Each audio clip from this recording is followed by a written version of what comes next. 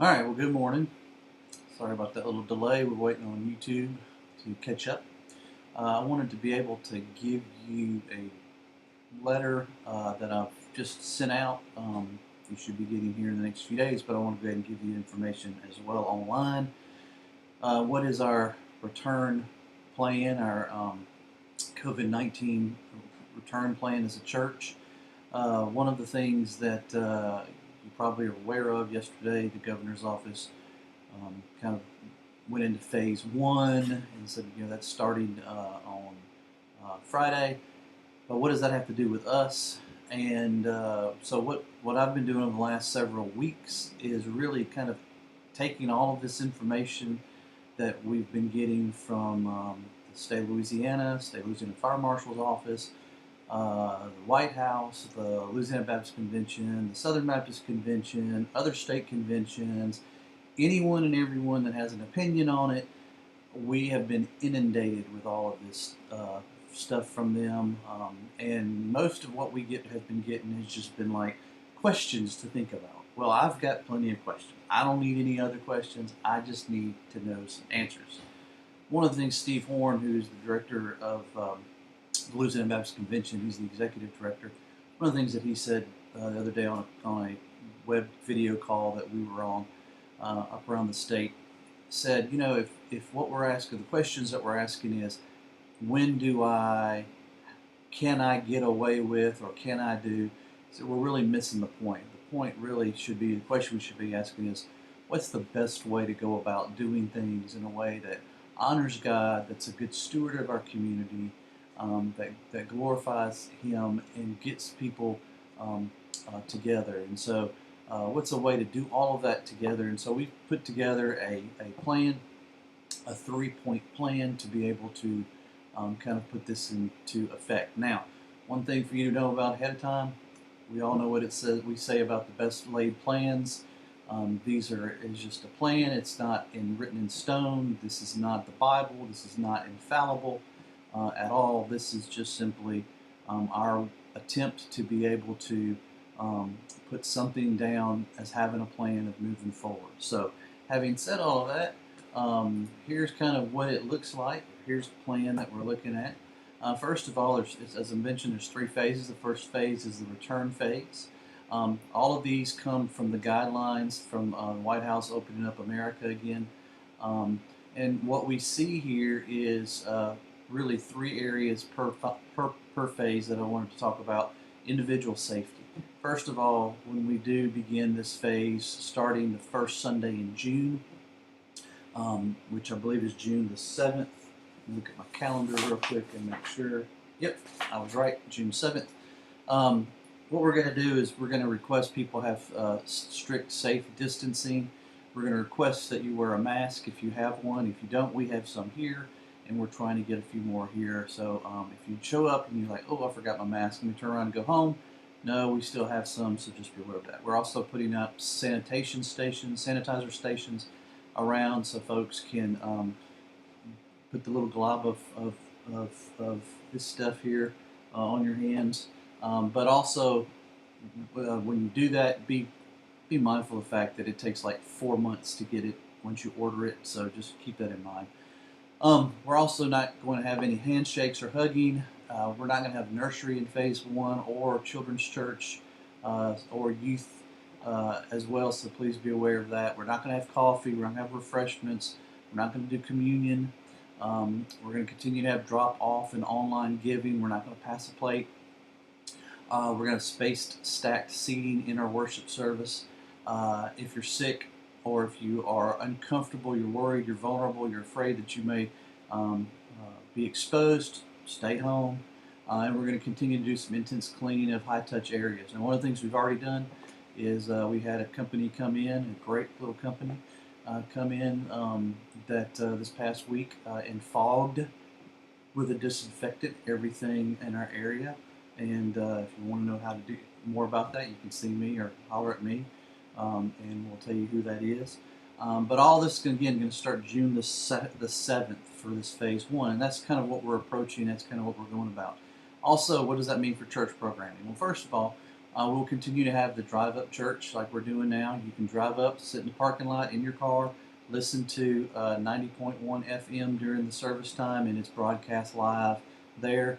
We were told by somebody who one Sunday about at 11:07 a Hispanic radio station came on. I did not start speaking in tongues that day. That was not me, but I think we got that figured out. So anyway, we're just going to still have drive-up church as well here on beginning in June 7th. We're going to have to limit the inside people. Now they're inside. We can have a max of 40 people. Now the question is, where does that come from? Well, there's a formula, square footage, all that 25%. Anyway, it comes out to about 40 people. So keep that in mind. We're going to continue to have our online services for those who are vulnerable, those who are cautious, those who are staying home. So please keep that in mind as well. With Sunday school, we want our adult 1 and 2 to continue to do their online and Sunday school, their conference call Sunday school like they've been doing. But adult 3, 4, our ladies class and our Laura Strain class, we're giving you the option that if you want to meet at church, we're going to give you that option to do so. You can come meet at church, stay for the service afterwards, after Sunday school. You're probably going to be in a different room and a different setup, but still we're giving you that option if you'd like to participate. Of course, we'll also still have it online and have the conference call for those that aren't able to come or don't feel they're ready to come due to being exposed. So please keep that in mind. Other activities during phase 1, our Wednesday night Bible study will continue to be online. Our meetings will be done online and in a small group setting if possible. And all other groups and activities are canceled. Well, how do we care for people? How do we minister to people? How do we do outreach during phase 1? Well, our deacons are going to continue to meet weekly or check weekly in with their deacon families, and we're going to encourage as well for our deacons to encourage folks to use the Faith Life app to keep in touch with our community. Our staff are going to continue to do weekly check-ins with your area of ministry. We may have to do some temporarily reassigning of duties as different things come up, but we'll play that by ear. And our staff's going to encourage you to continue to also to use Faith Life. And then as an individual, those who aren't deacons, those who aren't staff, but just individual members, we want to encourage you to find somebody that you can minister to. Find someone, a neighbor, that's someone that you can just pray with, talk to, share the gospel with. Prayer walk your road, your neighborhood, your area. Just walk up and down and pray for folks in that neighborhood, in your neighborhood where you live. You bring somebody a meal or a baked good to someone and just say, hey, I'm your neighbor, love you. Here's and begin to build a relationship with them. You can invite your neighbor and anyone to join us online for Bible study and for worship. And of course, we're trying to get everyone and want everyone to use the Faith Life app. And this isn't just because the church gets something out of it. We don't. We've subscribed to this. We pay for this for you to use, not only for us to keep up with our church membership situation, our church membership stuff, but also for you, all of the discipleship apps and components of it that are free. And we're not throwing all this stuff at you to say, oh, use this app, use this app, use this app. But rather, these things are there for you to be able to use to grow in your faith. And somebody is calling me right now as we speak because this is live. See, there it is. It's Wayne Whiteside from Crestview Baptist Church.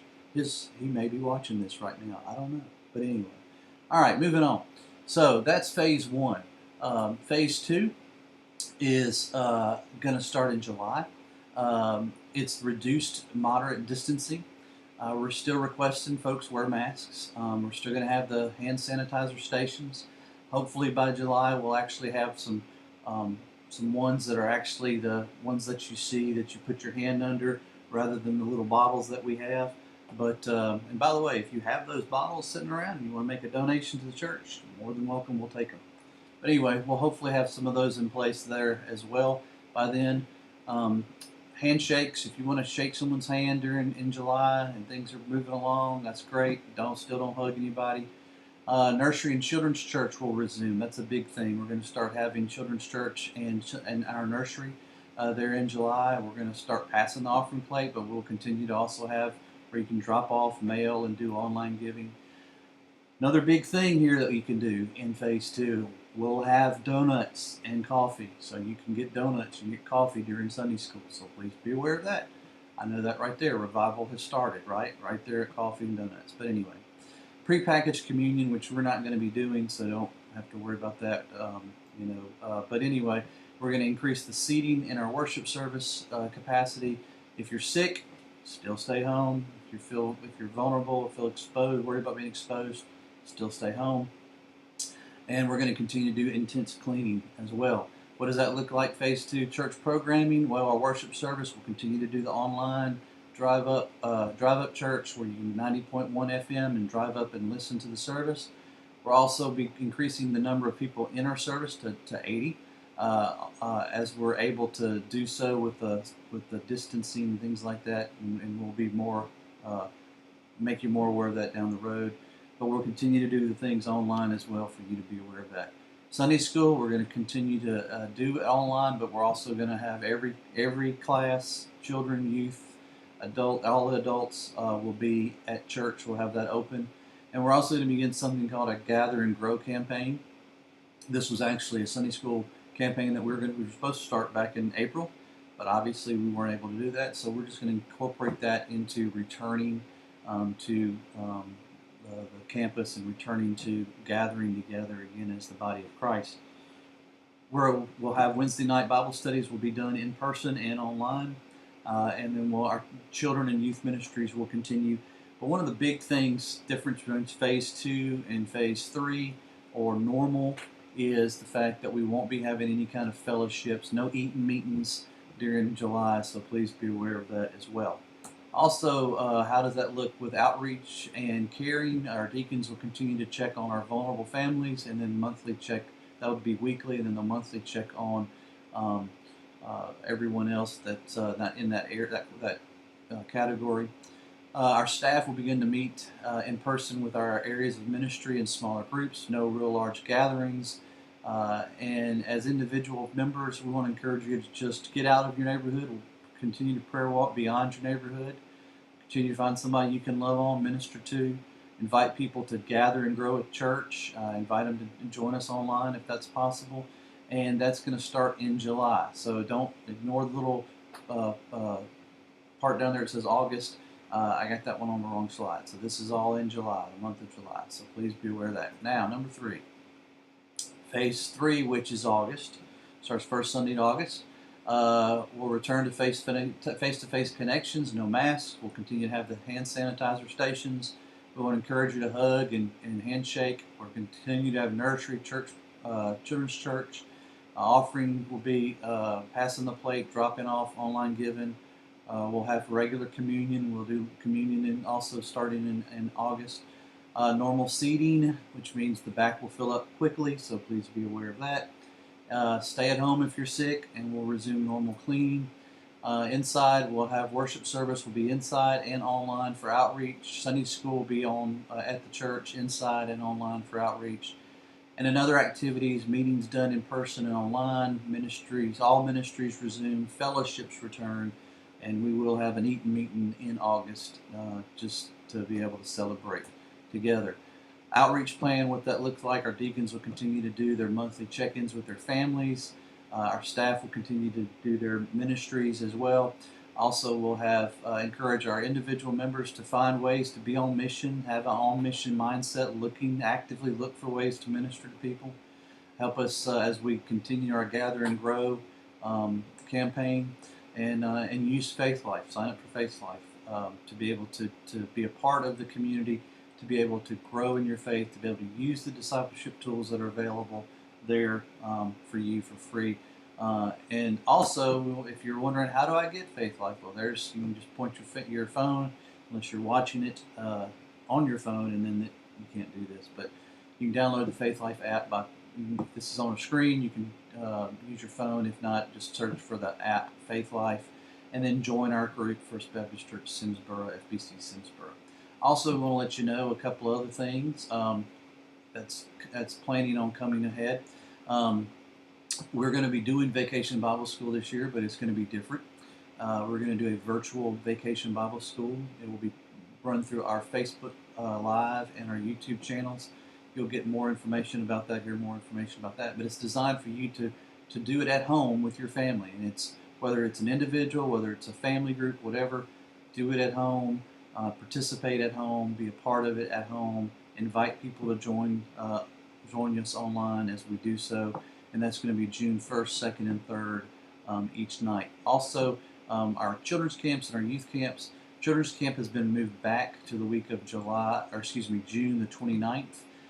And that's also when our youth slam camp is, the week of June 29th.